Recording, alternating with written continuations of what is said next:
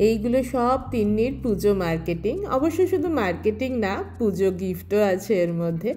এই ইন্ডিয়ান ড্রেসগুলো তো সব কলকাতা থেকেই কিনে আনা। তার মধ্যে গত মাসেই তো ওর জন্মদিন ছিল, কিছু জামা পরা হয়ে গেছে।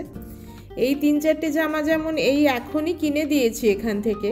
আসলে এখানে তো 24 ঘন্টা এসির মধ্যে থাকে, তাই সফট হালকা কিন্তু সোয়েটারের মতন গরম হবে সেরকম জামাই পরতে চাই। এই কলকাতা থেকে কিনে আনা এই জামাগুলো শুধুমাত্র এই পুজোর 1-2 দিনই বা কোনো রকম এরকম বাঙালি অকেশনেই পরতে পারে, আর সারা বছর তো এরকম এই হুডি আর সোয়েটার পরেই কাটিয়ে দেয়। কলকাতা থেকে কেনার কথা বলতে গিয়ে একটা কথা মনে পড়ে গেল, শেয়ার করি তোমাদের সাথে। তিন্নির এইসব জামাগুলো এবার গড়িয়াহাট থেকে কিনেছিলাম, আর সেদিন মার্কেটিংয়ের শেষে এই বেদুইনে কিছু স্ন্যাক্স খেতে গেছিলাম, আর তখন সেখানে একজন তিন্নিকে দেখে চিনতে পেরে আমায় বলছেন, আপনি ব্লগ করেন না? তারপরে তিন্নিকে বলল, তোমার ভায়োলিন শুনি, খুব ভালো লাগে, কিপ ইট আপ। তো সেটার অনেক দিন মনে থাকবে আর কি, এরকম হঠাৎ করে কারোর সঙ্গে দেখার, যিনি কিনা আমাদের ব্লগ দেখেন। যাই হোক, আবার তিন্নির পুজোর জামা দেখানোর পর্বে ফিরে আসি। একটা একটা করে জামা পরে আসছে দেখো।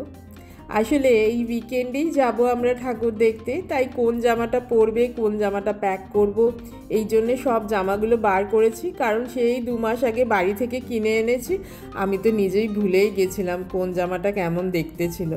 তবে সত্যি কথা বলতে কি, আমি বলছি বলে কিন্তু তিন্নি একটা একটা করে জামা পরে দেখাচ্ছে। পুজোর নতুন জামার যে ক্রেজ আমাদের ছোটোবেলায় যেটা ছিল, সেটা কিন্তু ওরা ফিল করে না। তার একমাত্রই কারণ হলো এই যে এই একটা উৎসবের প্রস্তুতি এতদিন ধরে চলে, সেইটা তো আর এরা চোখের সামনে দেখতে পাচ্ছে না, তাই ফিলিংসটাও আসে না। তবে এই যে পুজো দেখাতে নিয়ে যাব, ওখানে ঢাকের আওয়াজ বা পুজোর মন্ত্র পুষ্পাঞ্জলি দেওয়া, এগুলো দেখলে আবার অনেকটা ফিল করতে পারে বা অনেক দিন মনে রাখে এই ব্যাপারগুলো। এবার এসেছি বাজারে আমাদের পুজো শপিং করতে। সত্যি বলতে বাড়ি থেকে আমার জন্য শাড়ি, বরের পাঞ্জাবি, শার্ট সবই কিনে এনেছি, কিন্তু সেও তো সেই 2-3 মাস আগে। আর এখন মনটা কেমন যেন করছিল, পুজো এসে গেল কিন্তু শপিং করতে পারছি না। বর অনেকগুলোই অপশান দিচ্ছিল শপিংয়ের, তারপর দুজনের ইচ্ছাতেই একটা বড় সড়ো টিভি কিনে ফেললাম। দোকানের লোকজন এসে ঘরে ডেলিভারি করে তো দিয়ে গেল, কিন্তু রাখবো কোথায়? এই যে 75 ইঞ্চের নতুন টিভি আমাদের আপাতত ফ্লোরেই রাখা। ঘরের একটা দেওয়াল তো প্রায় পুরোটাই কভার হয়ে গেছে। আমাদের পুরনো টিভিটার সামনে এনেই রাখলাম, কাল লোক এসে ওটা খুলে অন্য ঘরে লাগিয়ে দেবে, আর নতুনটা এই জায়গাতেই আবার লাগিয়ে দেবে। তিন্নিকে দেখো নতুন জামা পরে এসে এই টিভিটাকে আয়নার কাজে লাগাচ্ছে আর কি, দেখছে নিজেকে কিরকম লাগছে।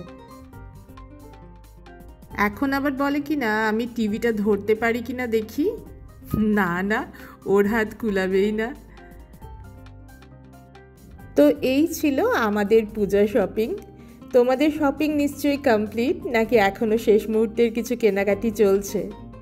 অবশ্য ঠাকুর দেখাও তো নিশ্চয়ই শুরু হয়ে গেছে, শুধু কলকাতায় যেখানে যেখানে এখনও জল জমে আছে তাদের কথা ভেবেই একটু খারাপ লাগছে। আমরা অবশ্য এই টিভিতেই রোজ পূজা পরিক্রমা দেখব, আর মনে মনে পৌঁছে যাব বাংলার প্রত্যেকটা পূজা মণ্ডপে। ভিডিওটা আজ এই পর্যন্তই থাক, কেমন লাগলো জানিও। দেখা হবে আবার আমার পরবর্তী ব্লগে। সবাই খুব ভালো থেকো, আর পুজো সবাই খুব আনন্দ করো। সবাইকে জানাই দুর্গাপূজার অনেক শুভেচ্ছা ও অভিনন্দন।